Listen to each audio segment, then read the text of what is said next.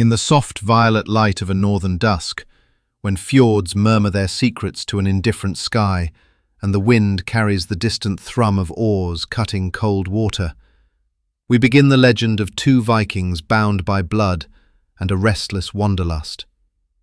Erik the Red and his son, Leif Erikson.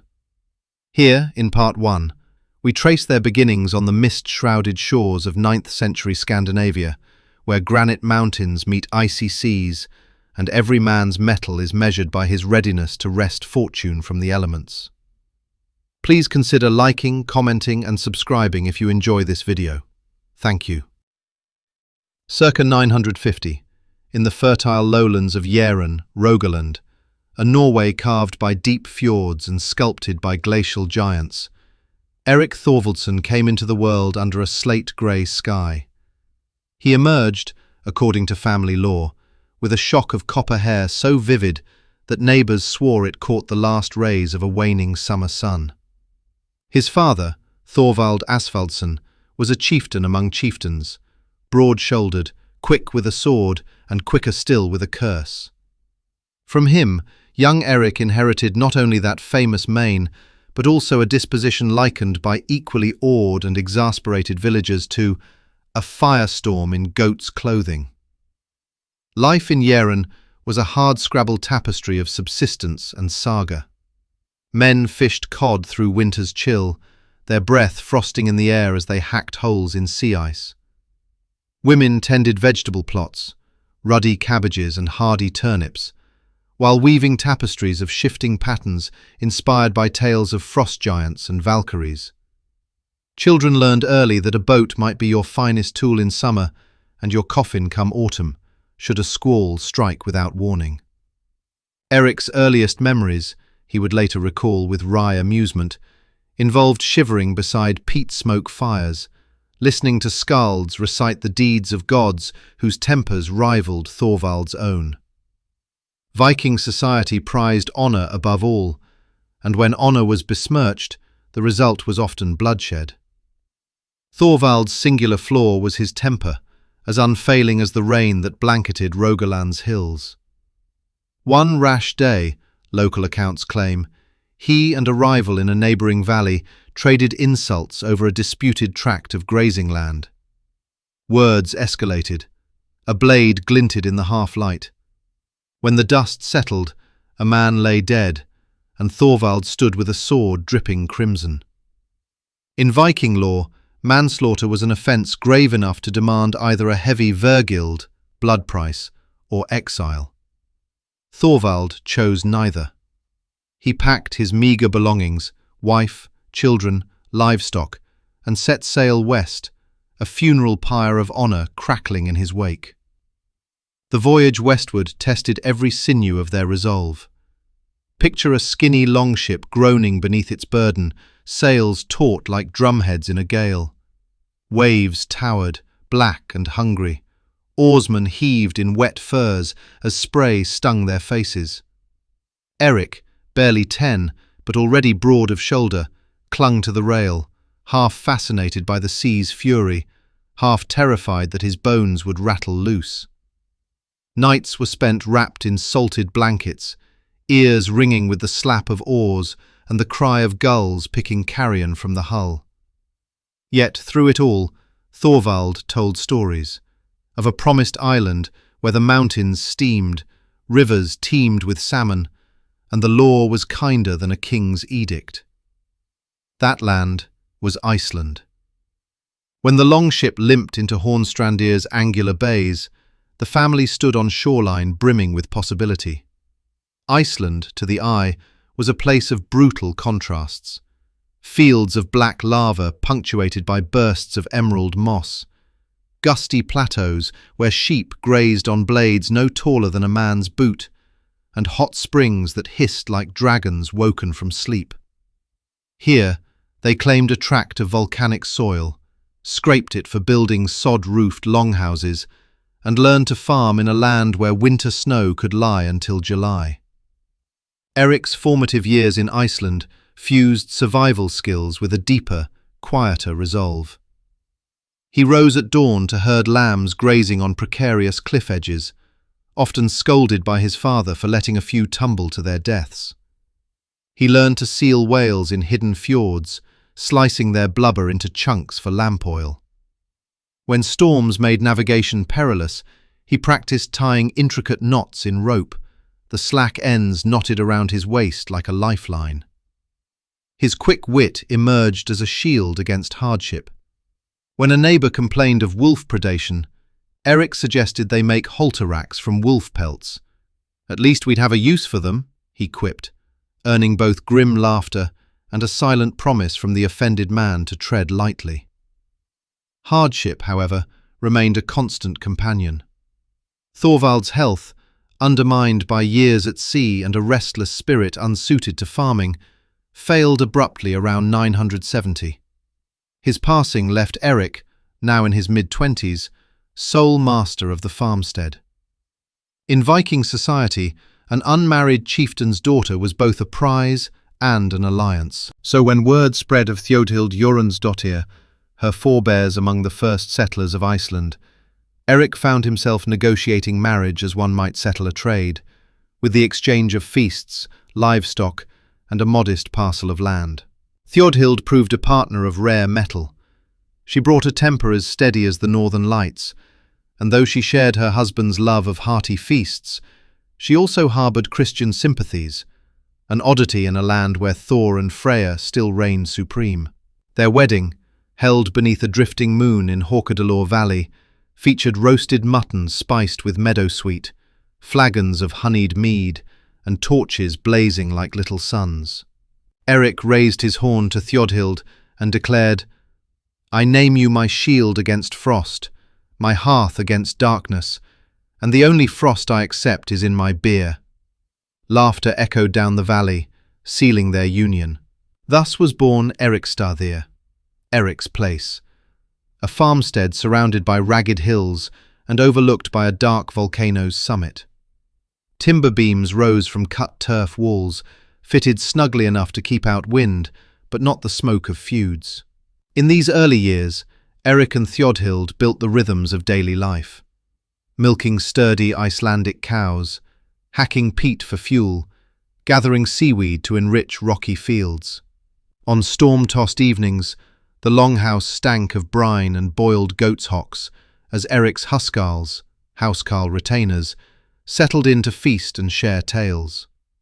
At the fire's edge, Thjodhild spun wool into thick blankets, while children, whom Erik privately called his fur-draped tyrants, ran between benches, crashing into unsteady stools. Despite the homely joy, Erik's temper, and by extension his surname to come, flared whenever disputes arose. At the Althing, Iceland's annual everything assembly, neighbours bristled over grazing rights, trespassing sheep, the quality of shared fencing. Erik's eyebrows would rise in what some described as a volcanic scowl. A complaint aired against him over stolen timber saw him retort, "If those trees were so precious, perhaps you should have planted them yourself, rather than grazing goats on my land." The offended party retorted in kind, and only the stern intervention of local elders prevented blades from flashing in the open air. From these clashes, Erik learned that eloquence could be as sharp as any blade. Yet there were calmer seasons. In midsummer, when the sun hovered at the horizon, bathing valleys in perpetual twilight, Erik would guide his sons and daughters to the shoreline in small boats. There he taught them to read the water, watch the gleam of moonlight on a trough, feel the pulse of currents under their hands, count the stars reflected on calm days as navigational beacons. He would hum old Norwegian sea chanties, a mournful timbre mingling with seabird cries, and allow his laughter to break free when the children slipped on slimy rocks or fell into pools of brine. On long winter nights, when the sun sank for only a few hours, the aurora borealis flared overhead in ethereal green and purple. Erik and Thjodhild would lie on furs outside the hut, children dozing, half smothered by woolen blankets, and marvel in companionable silence. Thjodhild, finger tracing runic shapes in the frost-coated grass, wondered whether these dancing lights were Valhalla's signals or simply nature's caprice. Erik, blow-dried hair bristling in the chill, murmured that if gods cared to show off, they chose the right spectacle. Amid this tapestry of toil and reverie, Leif Erikson arrived around 975, firstborn of Erik and Thjodhild, a blonde spark in a family of redheads. Legend holds that when Leif opened his eyes, a raven perched outside the window, as though offering a portent. Thjodhild swore she saw the flicker of determination on his tiny face.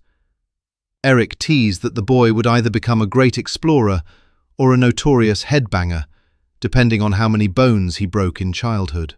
From his earliest days, Leif embraced the farmstead as both playground and classroom. By 3, he chased lambs across dew-soaked hills. By 5, he recognized edible berries amid a tangle of poisonous hemlock.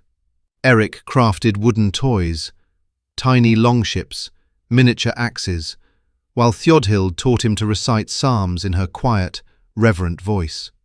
When Erik found Leif kneeling by the hearth, intoning in his high, unsteady pitch, he laughed until tears ran down his cheeks.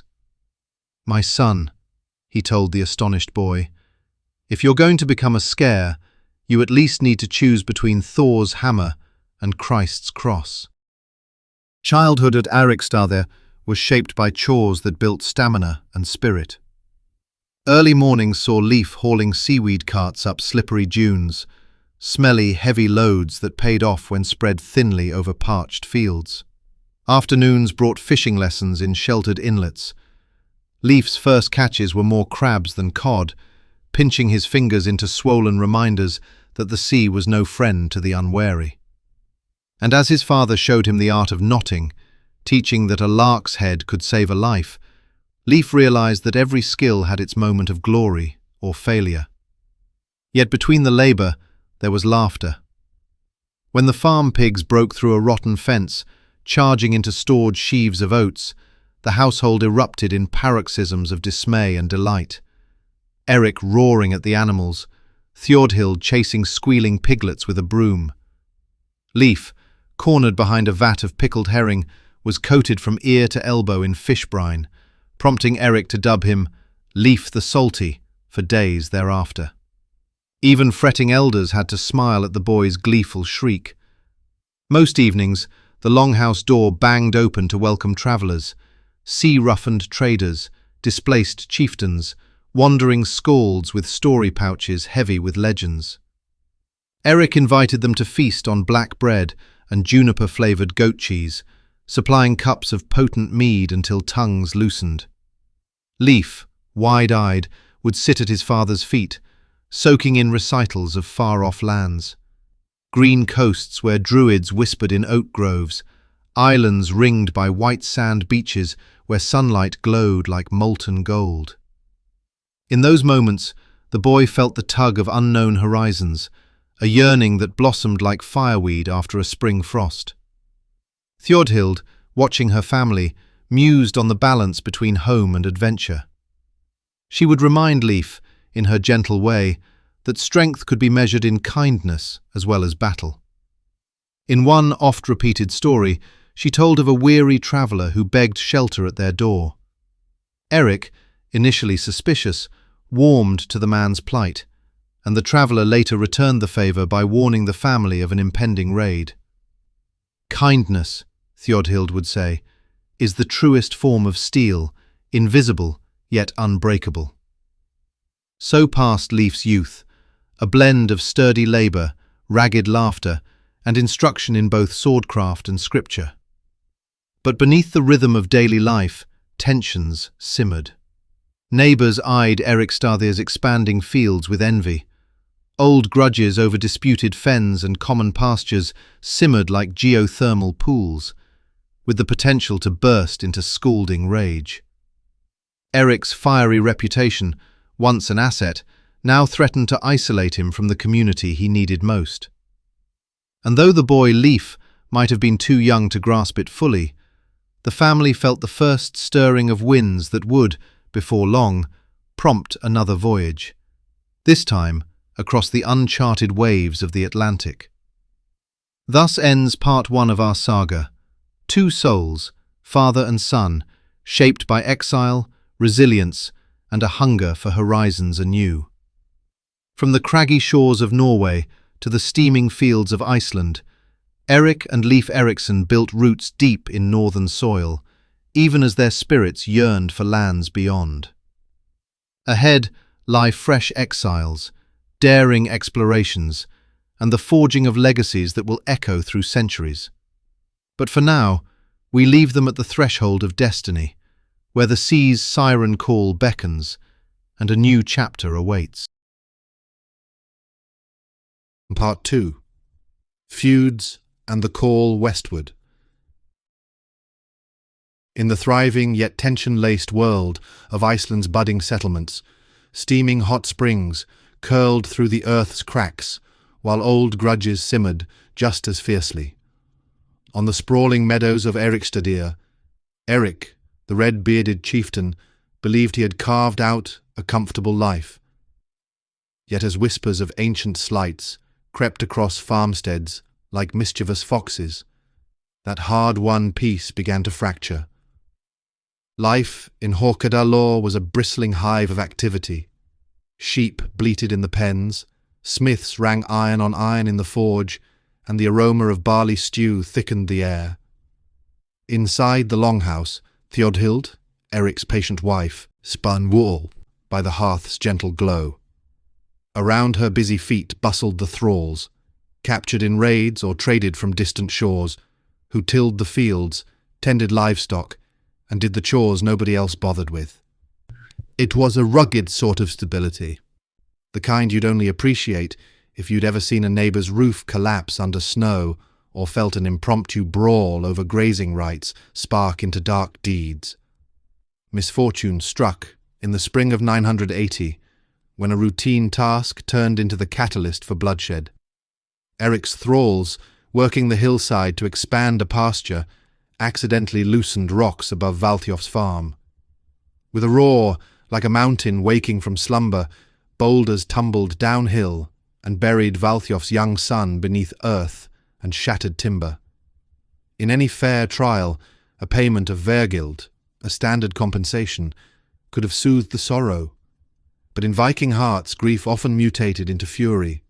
Eyjolf the Foul, so named for his sour temper and equally unpleasant hygiene, was Valthiof's kinsman, and he refused to settle for polite reparations. He and his hard-drinking cronies crept across Erik's fields, under moonless skies, axes gleaming like wicked promises.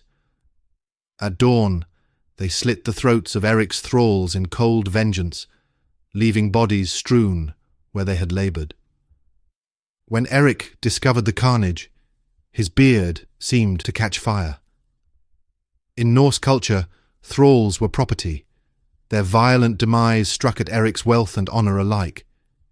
He armed himself with a rune-etched broadsword and a sturdy shield, mustering a handful of loyal warriors. They tracked Eyjolf to his yard, where polite negotiation was tossed aside faster than a half-empty horn of ale. In the ensuing clash, axes biting wood and flesh, under the bright sky, Erik felled Eyjolf and his famed cousin Hrafn, the duellist. The neighbours' lifeless bodies lay among splintered shields and clotted grass, marking Erik as both victor and killer in the community's eyes. Icelandic society prided itself on fair hearings, however flawed. The local assembly, or thing, gathered on a grassy knoll under open skies. Witnesses spoke of the landslide's thunder, the thralls' desperate cries, and the deadly exchange on Erik's turf. Erik pleaded self-defence and the defence of his honour, yet Valthiof's allies, versed in both persuasion and intimidation, tipped the scales. The verdict: exile from Rogaland for 3 years. Technically still in Iceland, Erik could not return home without risking death at any passerby's hand. Undeterred, Erik loaded his longhouse belongings onto wagons and sailed his household across the Breiðafjörður inlet to Oxney. Ox Island, locals called it. On this misty patch of land, craggy shores lapped at new horizons. Seals lazed on tide-worn rocks. Gulls wheeled overhead, squawking like prophets of change. Theodold arranged herb beds near the hall, grew onions and mint, and oversaw the weaving of thick wool sails. Young Leif and his siblings scampered along beach pebbles, collecting shells and racing driftwood boats they crafted from washed-up logs. Oxney's winds carried a salty freshness that invigorated even the weariest Viking exile. Erik broke rocks to clear fields, traded for timber at the small harbour, and expanded the hall, raising its roof high enough to echo with boisterous feasts. When spring light stretched into evening, he hosted gatherings where mead flowed like rivers. Skalds recited sagas of Norway's grand fjords, their voices weaving heroics into the smoke-filled hall. By the glow of tallow lamps, father and children bonded over tales of gods and giants, stories that seemed to promise that fate itself could be reforged. Yet fate, in Iceland, had a wicked sense of humour. The next spark of discord glowed not in distant lands, but within Erik's own family heirlooms, the setstokker. These ornate wooden beams, carved with intertwined dragons and protective runes, had come with Erik from Norway. They weren't mere timber. They were living links to his ancestry, to the long line of chieftains whose blood ran in his veins. Perhaps feeling generous, or simply practical, Erik lent the setstokker to Thorgest, a burly neighbour with a beard like tangled brambles. In Thorgest's hall, the beams held up the rafters during feasts and council meetings, glowing, golden in the torchlight. Months later, Erik strolled over to collect his treasures and found the beams still in place, Thorgest offering excuses as flimsy as smoke. "They suit my hall so well," he said. "It's only right they stay where they shine best." It was like asking to borrow a neighbour's prized goat and watching him graft horns to another creature rather than return it. Words flew back and forth, sometimes courteous, often not, until a fed-up Erik decided to retrieve his property the old-fashioned way. Under cover of dusk, he and a small band of men slipped into Thorgest's yard. They unfastened the setstokker, stacking them carefully as if packing for a festival, and hauled them to the waiting boat. One could say they borrowed the beams with an eye toward permanent loan. When Thorgest discovered the missing wood at dawn, he was furious enough to burn his own breakfast. Rallying his sons and retainers, he gave chase across the fjord. The two boats met on a jagged islet where tide pools shimmered like glass. Shields rang, swords flashed, and in the brutal scrimmage, several of Thorgest's kin fell, including two of his lads. Blood mingled with seawater on the rock-strewn ground, sealing the feud in crimson ink. Back at Oxney, Erik secured his reclaimed setstokker in the hall, their carvings glinting under torchlight. But word of the skirmish rippled outward to Iceland's grandest court, the Althing at Thingvellir. Each summer, chieftains pitched turf booths around a dramatic rift valley, horses neighed in paddocks, and the law speaker recited statutes old as memory. In the summer of 982, Erik stood before the law rock, witnesses at his side, and accusers arrayed opposite like warriors on parade. Despite his arguments, "They were my beams by birthright," he thundered. The assembly valued the spilled blood and Thorgest's alliances more than Erik's plea. The verdict came swift: full outlawry for 3 years, banishment from all Icelandic lands, and a license to kill him if he lingered. It was a sentence harsher than any volcanic eruption, stripping a man of home and protection. Amid these upheavals, young Leif Erikson watched his father's fortunes shift like the tide. At barely his teens, Leif was tall and sturdy, with sun-bleached hair and broad shoulders honed by lugging waterskins and split logs. He remembered standing in Erikstad's yard as neighbours shuffled past, eyes averted. He had helped build low stone walls around Oxney's fields, sharpened iron-headed axes, and hoisted sails on the family Nar, work that doubled as combat training in unsettled times. Still, A Viking boy's world held moments of laughter. Leif raced his brother Thorvald across spring meadows where wildflowers nodded in breezy symphonies.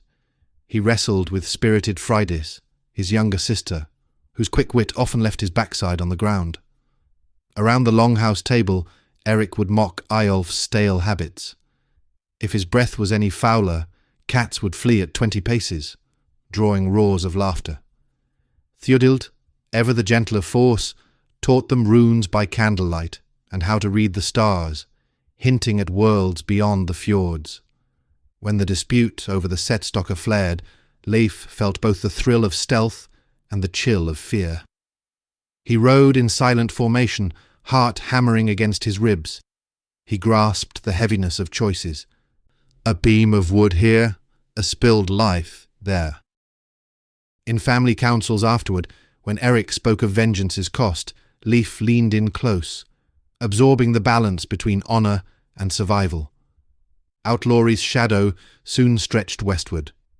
Around the mealtime fire, Erik recounted Gunnbjorn's tales of rocky skerries glimpsed beyond the horizon, lands unclaimed and cloaked in mystery.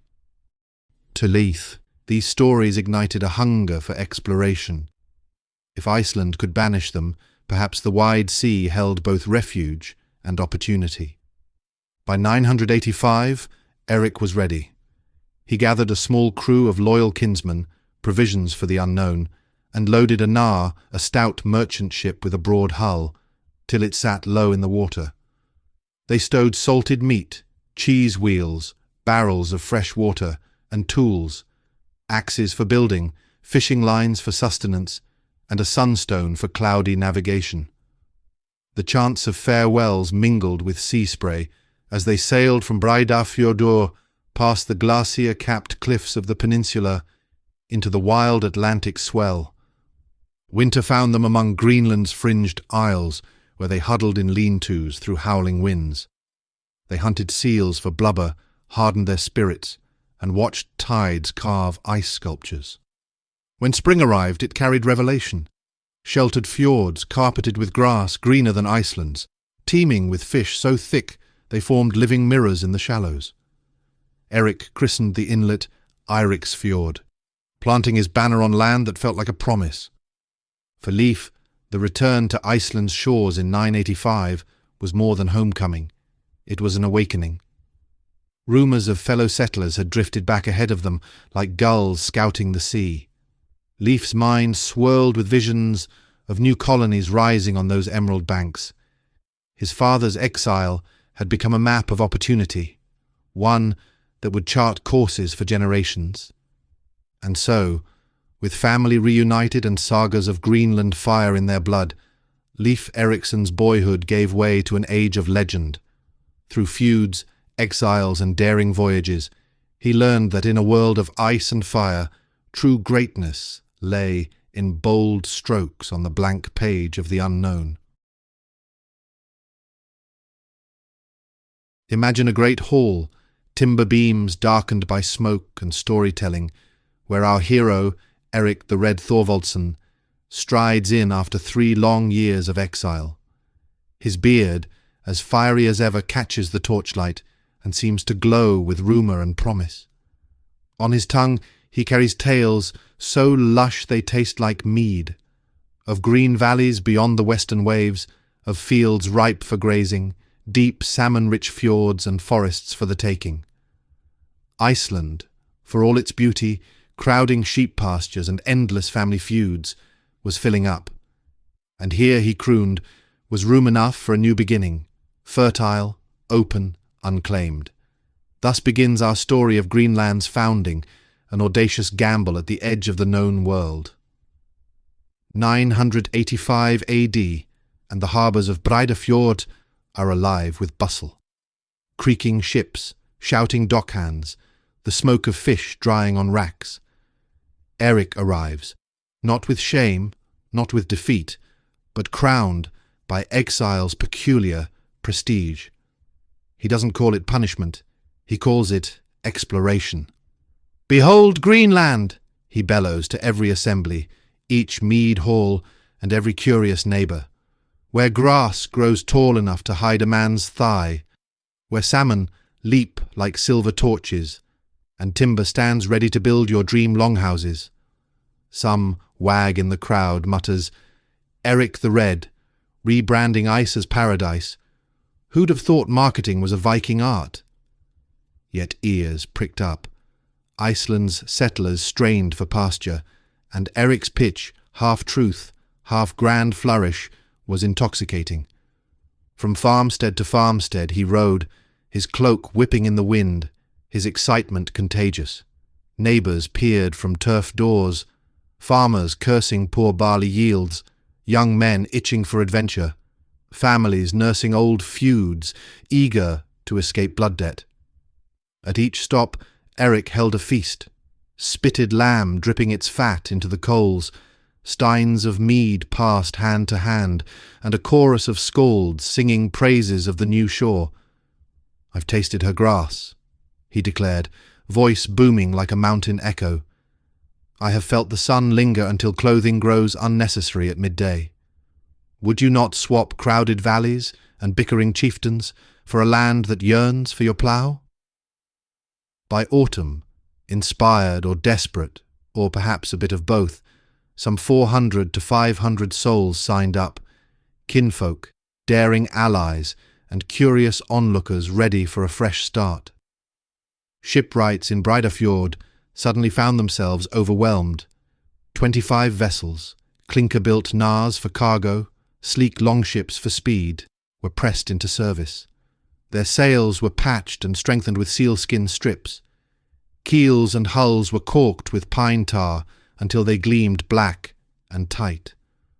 Rune-carved talismans to Odin and Thor dangled from masts like grim guardians against sea spite. Meanwhile, Thjodhild, Erik's steadfast wife, organized the packing: sacks of barley, dried fish, salted pork, woolen cloaks, sacks of seeds, bundles of dried herbs for healing, and enough iron farming tools to break ground before the first frost. "This is no raiding party," she reminded her husband as she checked the inventory for the 10th time, "but a migration. Treat it so." She'd even persuaded Erik to allow a small chest of lumber and nails for building a church. One concession that made him grumble about trading Thor's hammer for a wooden cross. On departure day, the entire coastline throbbed with energy. Women wailed farewells that echoed off rocky hills. Children clutched carved idols as if their wooden Thor's hammers would protect families across the sea. Smoke from signal fires twisted into the sky. Erik's flagship led the line, and as it slipped free from the mooring ropes, a lone raven soared above, interpreted by superstitious hearts as Thor's blessing, or perhaps a reminder of the god of war's ever-watchful eye.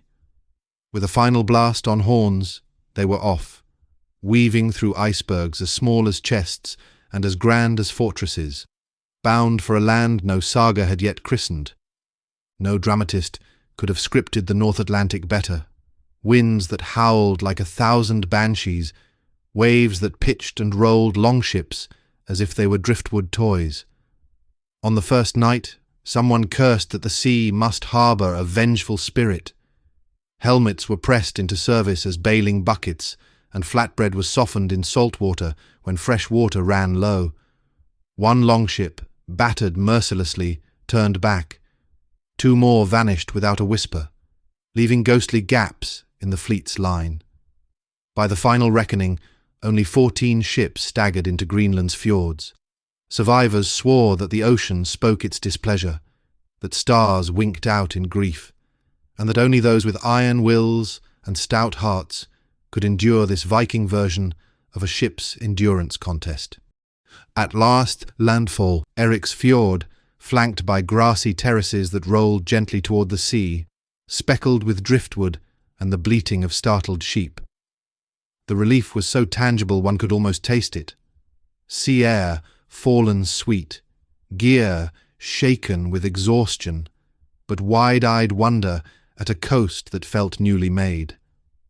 Sheep were herded onto pebbled beaches, tools were gathered, and when Erik stepped ashore, he planted his axe into the ground as if claiming the very earth for his clan. "We live," he proclaimed, "and we live well." For Leif Erikson, 14 or 15 winters old, the new world roused every nerve. He remembered the tense days of exile in western Iceland, farm fires, neighbourly threats, the feel of outlawry like a shadow at the back of every hall. Here, stepping onto green slopes for the first time, his heart thumped with eager hope. Thorvald and Thorstein, his boisterous brothers, goaded him the moment the boats grounded. "If Father's green land is all ice, we'll build the world's biggest snow fort." They laughed, muscles lined with salt and cold. Freydis, already fierce in spirit, scanned horizons with hawk eyes, no fear in her stance. Mother Theodild handed out bread and bone-carved cups, murmuring quiet prayers, her Christian faith soft beneath the Saga's thunder, a gentle mixing of crosses and hammer shapes. Erik chose a snug valley on the fjord's shore for his estate, naming it Brattalied, though we might simply call it Erik's Glen. There, hot springs bubbling in hidden pockets offered relief against the damp, morning mist. Within weeks, turf and stone were stacked into the frame of a longhouse so grand it would become a tale in its own right.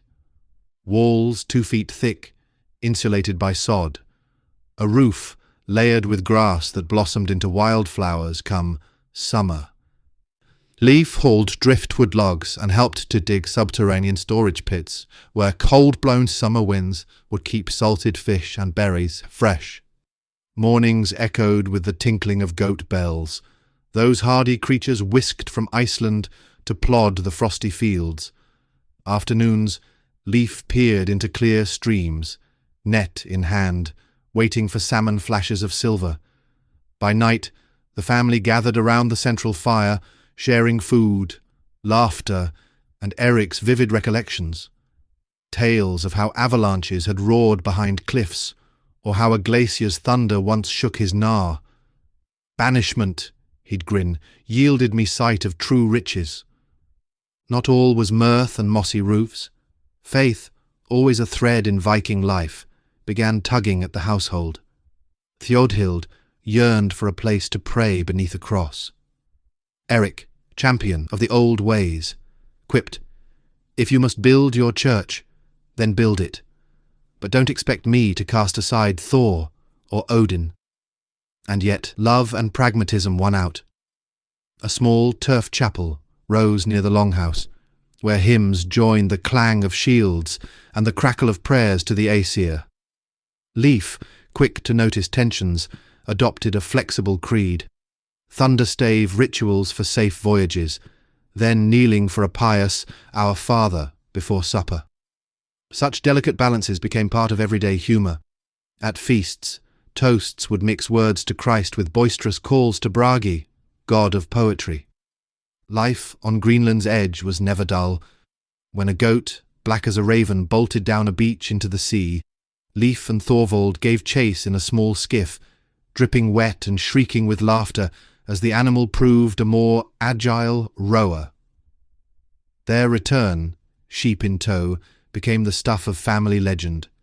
When winter snows buried roofs beneath stark drifts, neighbours formed bucket lines, shovelfuls of ice flung skyward amid jokes about Greenland's famed white welcome. Summer hunts for bird eggs required tightrope-like climbs on cliffs, 2 men spotting from below with nets. A lucky find might be greeted with a bark of laughter. Erik's ambitions stretched beyond his valley. He summoned assemblies on broad open meadows, men and women gathering to sort out land allotments. With his red beard blazing in the sun, he presided over divisions of pasture, fishing rights, and woodland for fuel. The eastern settlement, clustered around Erik's fjord and nearby bays, would swell to some 4,000 souls at its height. Across the water, the smaller western settlement snugged itself near what we now call Nook, mostly hunters drawn by walrus herds and narwhal pods. Hunts to Disco Bay became legendary, slender boats creeping through floes, harpoons readied, hearts pounding as ivory-tusked walrus surfaced like living stalactites. These prized tusks, unicorn horns in European markets, brought in fine cloth, wine, iron and bells for Theodild's church. Saga's hint that Inuit encounters were cautious trades rather than full alliances, but above all, they demonstrated Viking daring. Erik himself joined the hunts once, axe in hand, returning triumphant amid wounded ice and bleating walrus calves left behind. Meanwhile, everyday industry flourished. Women churned butter, saturating it with local herbs. Men hammered iron scraps into ploughshares, and smithies rang day and night. Imported nuts, walnuts no less, turned up in odd corners, reminders of seafarers' romances with far-off lands. When a gale snapped tarp lines and scattered goods, the settlers tossed jokes about Greenland's mischievous breezes. Nothing could dampen their burgeoning prosperity. In quieter moments, Erik would walk the fields at dawn, barley stalks shimmering in the long sunlit hours, and murmur, "Here we have wrested life from rock." He'd beckon Leif to share a horn of sweet mead, pride softening the warrior in his eyes. "Your grandfather will not believe this place," he said once, "but your sons will build towns upon these slopes." Through it all, Leif learned leadership by observing at his father's side. How he mediated squabbles, how he balanced audacity with caution, and how he kept the family fed and faith intact. Yet restlessness stirred in Leif's breast. Whispers reached Greenland of lands even farther west, a forested realm glimpsed by a crazed ship blown off course. Stories called it Vinland, bounteous beyond compare. The very thought made Leif's blood spark, new ocean foams, new shores, new adventures. Erik, approaching his prime in chieftaincy, encouraged his son's curiosity, though he seemed content in Brattelidd's sunny meadows. "Let him go," Erik said, stroking his beard. "What good is a son who cannot follow the horizon?" And so, as Greenland dug roots into ice-ridden ground, the family stood at a crossroads. Would the promise of Greenland eclipse the woes of Iceland? Would Leif's westward longing lead to legendary discoveries, or to peril beyond imagining? A voyage to Norway loomed, where kings and priests awaited, and beyond that, the open sea beckoned. One thing was certain, the saga of Erik the Red had only just unfolded. From outlaw to pioneer, marketer to chieftain, he had carved a green jewel from the ice. Now, it was time for the next chapter, where faith, family, and fierce ambition would sail into uncharted waters once more. So raise your horn, friend, and taste this tale. The founding of Greenland, a saga of frost, fire, and the stubborn bloom of hope. Part 4. Leif's Path to Vinland. In the scattered ring of turf-roofed homesteads along Greenland's ragged coastline, the longhouses sat like stubborn lanterns against the creeping ice. Here, amid curling wisps of smoke and the constant bray of seabirds, Leif Erikson slipped free of his father's vast shadow and became his own man. It was the year 999, or thereabouts, when the tall, fair-haired youth of late 20 winters had already earned a reputation not merely as Erik's son, but as a skillful mariner, a calming judge at local assemblies, and a dreamer of places unseen. By the hearth's flicker at Brattelidd, he had listened to stories of distant kingdoms and sensed a tug at his restless heart, eastward beyond fjord, and flow to the courts of Norway, where tides of faith and power swirled in unpredictable currents. Leif's plan to sail wasn't born of idle whimsy, but of necessity and a quietly burning ambition. Greenland, beautiful as it was, lay at the edge of the world. Ships from the east crept in only twice a decade, bearing news, trade goods, and rumours of change. In Brattelidd's great hall, warmed by peat smoke and arguing cousins, one salty seafarer raved of a new lord in Norway, King Olaf Tryggvason, and a new religion, Christianity. Leif's mother, Thjodhild, had already adopted it in secret, her modest wooden chapel standing cheek by jowl with Thor and Odin's ancient altars. His father Erik grumbled beneath his red beard, arms folded like a bear's paws. "That god of yours might preach mercy, but if a foe stands in my way, I'll trust steel over sermons every day." And so a household drama simmered, Thjodhild's gentle faith rubbing against Erik's raw and axe convictions, and Leif, as always, steered a middle course. With his father's gruff blessing, perhaps more a challenge than an approval, Leif outfitted a stout trading gnar. He loaded salted cod, walrus ivory for barter, warm pelts, and little rune-carved amulets for good luck. A crew of 35 hardy souls signed on, cousins eager for fortune, a few seasoned Greenlanders longing for christened lands, and one or two who simply wanted to escape Erik's bad cooking. As dawn broke over Eirik's fjord, they slid the ship into frigid water, the planks groaning like old men waking from a long nap. Leif, standing at the prow, hair whipping free, saluted the rolling mist. The North Atlantic taught respect quickly. Within days, foam-topped waves tall as houses smashed against the hull, sending spray sharp as cracked bones. They bailed with helmets and buckets until their backs ached.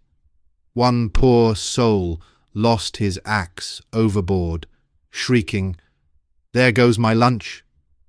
But between storms came gentle nights, star-spangled and silent, the aurora dancing green and purple across the sky.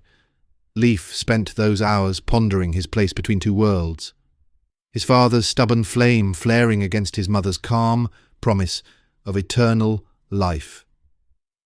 He might as well have tried courting a tempest, thrilling, capricious, and capable of swallowing you whole if you weren't careful. When finally they sighted Norway's fjord-fingered coast, relief and excitement danced through the crew. In Nidaros, today's Trondheim, King Olaf held court in a hall richer than any Greenlander had ever seen. Spun linen draped the walls, gilded torques gleamed on every noble's neck, and the air smelled of roasting boar and spiced mead. Olaf himself strode forth, tall as a mast, eyes glittering with zeal. He clasped Leif's hand in greeting, then kissed both cheeks in a show of kinship. Over platters of honey-glazed ham, the king recounted his baptism in far-off England, how the cross had banished his old doubts. He leaned forward, voice low as a coiled snake. "Come, Leif Erikson. Let the old runes crumble and embrace the one true faith." Leif's baptism was theatrical, a cold splash of holy water that made him gasp, the congregation's cheers echoing like thunder. He emerged with a silver cross around his neck, the old stories of Odin and Thor still warm in his bones. After feasting, where he quipped that he might trade Greenland's icy fjords for firelit sermons any day, the king pressed him into service as a missionary explorer. Olaf bestowed fine weapons, a handful of priests, bolts of imported cloth, and a small fleet of wooden crosses to plant on foreign shores. With royal commission in hand, Leif set sail westward around the year 1000. Here the sagas split. One says he sought lands spotted years before by a lost ship. Another claims storms simply blew him off course. Whatever the truth, his voyage became the stuff of legend. First they came upon Helluland, Stone Land, the jagged coast of what we call Baffin Island. Immense slabs of rock stretched into the horizon. Seals lounged like fat pillows on ice floes. A deckhand slipped on a slick stone, tumbled about, then sat up laughing breathlessly. "If this is paradise, I'll take Olaf's sermons, thanks." Pressing on, the Nar glided into Markland, forest land, likely Labrador, where towering pines scented the air and fresh water tumbled in clear streams. They hewed timber for repairs and danced around bonfires that sparkled like fireflies in the night, carving runes to mark their passage. One of Leif's men, broke into an off-key drinking song, prompting the rest to chase him around a pine stump, with axes raised in mock pursuit. But the crown jewel lay further south, Vinland, the land of wine. Rolling hills dappled with wild grapes drifted into view, and the river below bustled with silvery salmon. Leif dropped anchor in a wind-swept cove he named Strandfjord, then led his crew ashore. The moment his boot touched the sandy beach, a hush fell. Seabirds wheeled overhead, the waves whispered secrets, and Leif felt the weight of discovery settle like dawn's first light. He ordered shelters built, the famous Leif's booths, long houses with stone foundations and turf roofs strong enough to hold back winter's worst. While others felled trees and thatched walls, Leif explored the valley, marveling at berries thick as walnuts, grapes heavy on the vine, and grasses waving like a green sea. Then came Turka, Leif's trusty thrall of German birth, staggering out of the woods, face and hands stained purple, babbling in his mother tongue, We have wine, real wine." Initially suspected of too much brandy from home, Turka produced handfuls of grapes that burst sweet on the tongue. A roar of laughter followed. "At last, a harvest you can drink," but also reverent silence. That first winter passed in a blur of bread baking and deer hunting, fish smoking over open fires, and quiet evenings lit by pine torches. Leif held morning prayers with his priests, then joined the men in games of knucklebones, or wrestling under the watchful gaze of mossy oaks. Yet peace hung on a tightrope. The sagas name the land's original people Skraelings, likely ancestors of the Beothuk, or Mi'kmaq, though Leif insisted they meant no harm. Early trade was awkward, but good-natured. Cloth for furs, milk for strange carvings. But one frightened bull's bellow sent the locals scurrying back into the forest, bows bent and arrows nocked. Leif raised his hands in peace, reminding his crew, "We come as guests, not conquerors."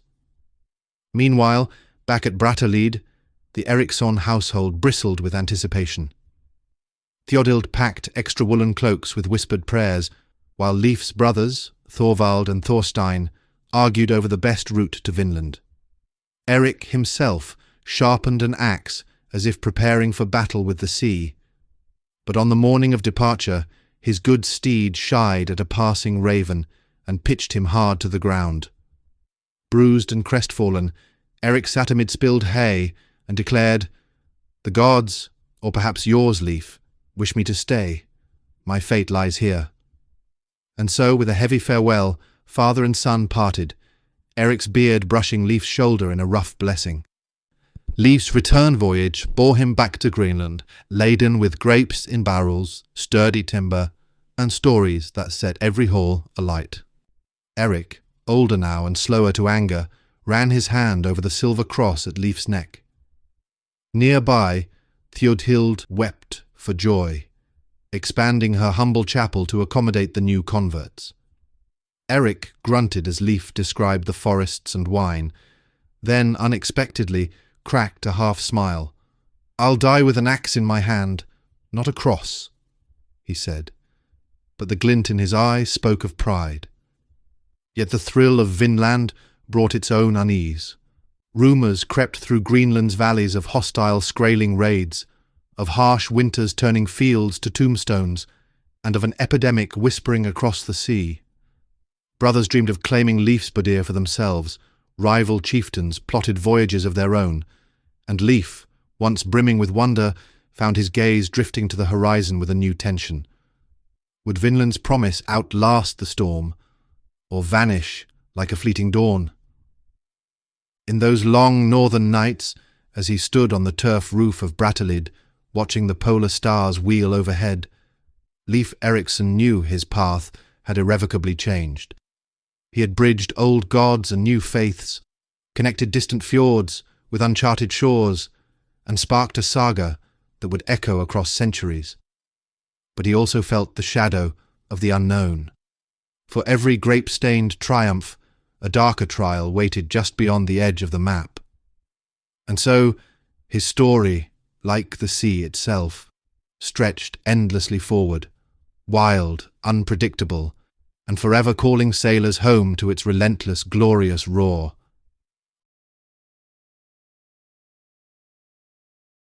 Part 5. Legacies Across the Seas. Picture this. It's the year 1002, give or take a season, and on the far horizon the unknowable shores of Vinland glimmer like some mythical mirage. From the ramparts of Brattahlid, Erik the Red's hardy settlement perched on Greenland's jagged edge, two figures stand watching the sea, spray catch the sun.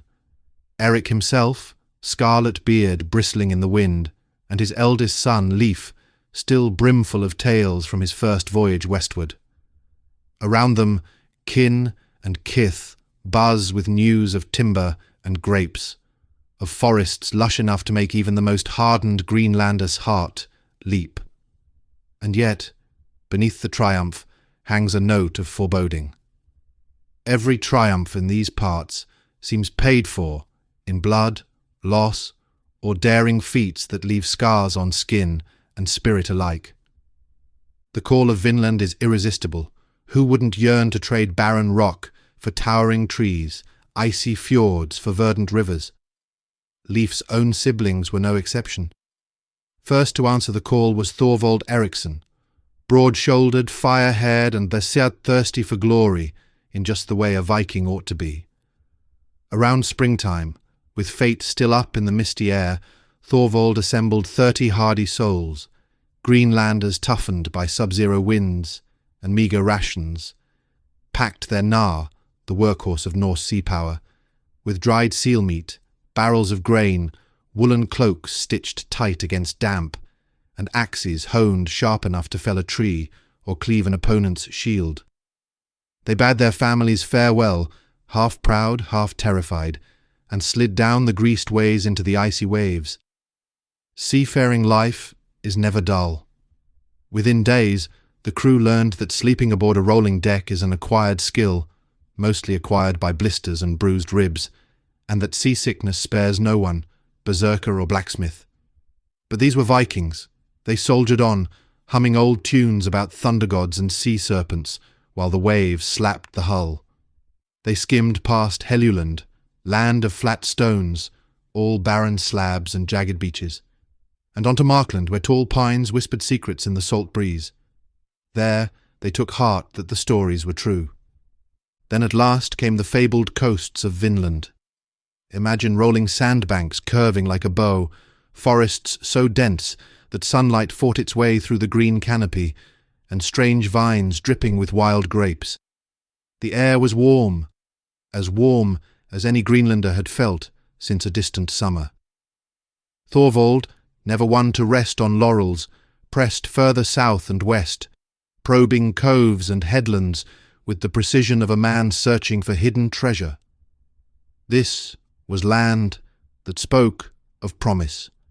Rivers teeming with salmon, meadows alive with moose and caribou, and blooms of wildflowers nodding like grinning faces at the strangers from the north. But Vinland was not an empty stage. Shadows flickered at the forest edge, dusky figures in skin boats, clutching axes and arrows. The Norse, towering in mail and iron helmets, must have looked like giants to these scralings, a Norse word that may have meant wretches or simply foreigners. At first the meetings were cautious, punctuated by nods, gestures, and the odd gift of cloth for furs.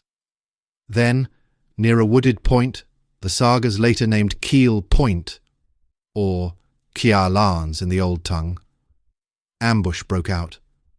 9 scralings, crouched beneath upturned boats, leapt at Thorvald's men with an arrow flight that split the quiet. In the melee that followed, shields splintering, axes slashing, 8 of the 9 fell. One managed to slip away, weaving through trees like a ghost.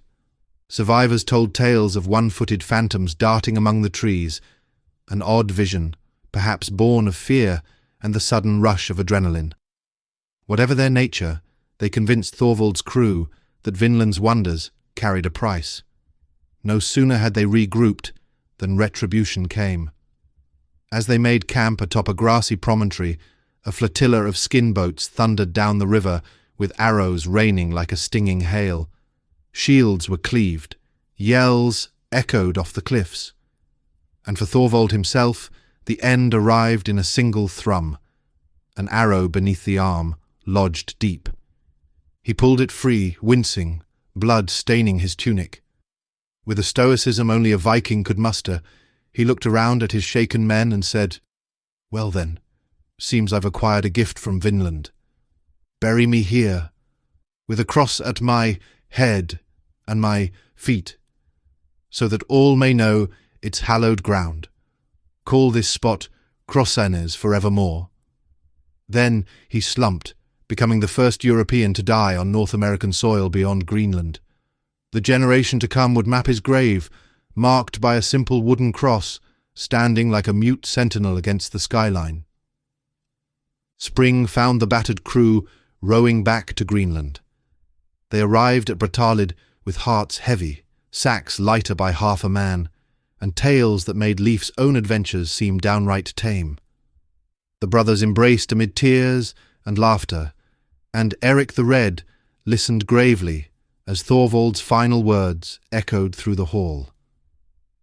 Victory tempered by loss, that was the Viking way. If Thorvald's fate had any chilling effect, it was short-lived. As summer waned in 1003, another figure strode into Bratalid, Thorfinn Karlsefni, an Icelandic merchant of good lineage and even better nerve. Karlsefni's ship rode in under sail, decks bulging with bolts of cloth, tubs of iron nails, and enough assorted trade goods to outfit half of Norway. Tall, broad, and with an eye as sharp as any trader's, he quickly earned Erik's respect, and soon found his heart stolen by a woman already etched into the sagas. Gudrid Thorbjarnardottir. Now, Gudrid had been married before, to Leif's brother Thorstein, who'd gone down at sea trying to retrieve Thorvald's body. She returned a widow of steel, her spirit unbowed. When Thorfinn saw her holding court at a feast, laughing, pouring mead, recounting her own adventures, he was smitten. The hall shook with toasts, clinking horns, and Erik the Red's good-natured grumbling about his son-in-law-to-be turning clever Gudrid toward that nailed god. Christianity, which Erik tolerated only because the feasts remained merry. Soon, hammer met anvil, vows were spoken under flickering torchlight, and a new alliance was sealed, one that would fuel the grandest expedition yet. By late 1003, 3 ships were prepped at Brattahlid, laden with 140 to 160 souls. Men, women, children and livestock, including cows, always a smelly logistical nightmare, goats, and even a stocky bull whose bellow could scare wolves off a mountain. Provisions were calculated down to the last barley grain. Axes, shears, needles and other supplies were lashed in barrels. Storytellers wove poetic send-offs. Erik, standing on deck with arms folded, declared, "If Vinland won't give us riches, at least we'll die with full bellies, and a good story for the mead halls." And off they went, northwest, skirting Helluland's rock slabs, past Markland's pine forests, then southward beyond familiar waters to a fjord with currents so strong the water boiled like soup. They named it Straumfjord for that very reason. Sheep brayed, children squealed at seagulls, and the bull earned his keep by reminding everyone of his presence with ear-splitting roars at dawn. The first winter at Straumfjord tested them to the core. The ice came early, snow drifted high against walls not yet fully roofed. Rations ran perilously low, until one afternoon a watchman spotted a whale strand, a massive carcass beached on the shore. Amid cheers, they dragged it ashore. For days men laboured to butcher it, blood slick on the rocks, blubber piled high. There was feasting, surely, but some fell ill eating the rich meat. Others whispered about omens, whales being sacred to many gods, and eyed the carcass with uneasy reverence. Spring brought thaw and discovery of a gentler cove they called Hop, where the winter was mild, snow unheard of, and fields lay ready for farming. Here they beheld wild vines heavy with grapes, the very vine in Vinland, and stands of self-seeded grain shimmering in breezes. Rivers chattered with fish, so fat they splashed like porpoises. Land of plenty, Thorfinn proclaimed, pacing in longhouse evenings by the fire, voice booming through the rafters. Men hammered together walls of turf, their axes biting into earth rich with roots. Herds grazed on pastures green as summer in Norway. It was at Hop that Gudrid gave birth to their son, Snorri, tiny, wailing and promptly wrapped in swaddling bands by a gaggle of delighted midwives. He became the very first European child born in North America outside Greenland. His cries echoed across the wild fields like a new chorus in a grand saga. Thorfinn lifted the babe high, hailing him as a good omen, the future heir to an empire half a world from home. For a time, peace reigned. Trading with local peoples turned cordial, milk and cheese for furs, red cloth for arrowheads. Gestures and halting words formed a crude Esperanto. Skraelings watched with curiosity. Norse children played at the water's edge under watchful eyes. Then, one autumn morning, the bull, always a troublemaker, bellowed so fiercely that a flotilla of skin boats bolted, leaving merchants scrambling. A fateful axe went missing from the stockpile. Fingers pointed from both sides. Tension snapped. Feels like a bad idea? It was. Violence flared when Skraelings returned with weapons drawn, arrows streaking down like black feathers in a storm. Thorfinn's men formed shield walls, spears bristling like porcupine quills. The air choked with smoke and shouts. Losses mounted on both sides until, just as it seemed the Norse might break, Freydis, Erik's indomitable daughter, arrived from her own little settlement. Half mad with fury, she yanked her tunic aside, bared her breast, and whipped it with her sword. Legend says the Skraelings froze, trembling in confusion or awe, and fled with such haste their paddles drummed a frantic beat across the water. Some modern minds might call it psychological warfare. Some call it sheer Viking theatre. Either way, it worked. But chaos knotted with betrayal. Freydis, it turned out, had orchestrated cold-blooded murders of her Icelandic partners to claim their ship and cargo for herself. Her axe, swinging swift under moonlight, motives as sharp as steel. Snatched windfalls aside, the cost was trust itself, shredded beyond repair. After 3 long years of hardship, clashing egos, dwindling faith, endless battles and betrayals, Thorfinn called his council. By hearthlight, weary faces agreed. Vinland, for all its promise, was untenable. "We cannot stand against the tide," he sighed, voice thick with regret. So they abandoned Hop. Under grey skies they loaded their vessels, guided by the North Star and memories of home. Storms tested ancient seams, sails ripped in tangles. When at last they slid into Greenland waters, cheers mingled with tears. Back at Brattahlid, Erik's domain buzzed like a hornet's nest.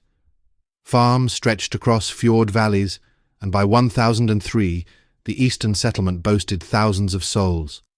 Longhouses smoked nightly with roasted lamb, walrus meat, and the crackle of driftwood fires. Erik, now in his 50s but still as forceful as a gale, presided over assemblies, mediating disputes between in-laws who'd misplaced goats, hearing pleas about boundary lines, then trudging off to spear walrus on Disco Bay. Ivory tusks gleamed in storehouses, ready for trade back in Europe. Grandchildren toddled across turf floors, chased by dogs and amused uncles. Yet not all was hearth-warm. Erik's wife Theodild had embraced Christianity, erecting a modest chapel near the Longhouse. Erik grumbled about the waste of timber on that nailed god worship, though he complied with a chuckle, "Let the new god pay his own builders." Still, pagan rites continued, carved Thor's hammers, libations to the sea, honours to the ancestors. The settlement became a curious hybrid, baptismal fonts beside wooden altars, psalms drifting into the night alongside skaldic verse. Then tragedy struck in the bitter winter of 1003. A virulent fever raced through the colony like wildfire, sparing neither child nor elder. Bodies piled high, frozen ground too hard for proper graves. Erik himself fell to the sickness, coughing, burning, strength bleeding away. Leif returned from a trip east, rushing to his father's side, but it was too late. Erik the Red, founder of empires on ice and fire, passed away amid frost and sorrow. His red beard lay still, his voice stilled. Greenlanders buried him under a drift of snow, marking the place with his finest sword and a simple cross, a symbol of the age to come. Into that space stepped Leif. Now chieftain of Eiriksfjord, he balanced old loyalties with new faith. His own conversion in Norway bore fruit. Clerics arrived from Europe, bells tolled, and baptisms spread. Pagan feasts persisted, but now punctuated by hymns and sermons. Under his rule, trade ships from Norway docked yearly, bringing iron tools, fine cloth, and news of distant courts.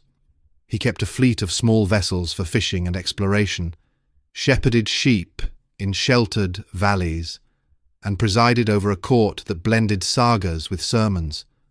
Leif fathered sons.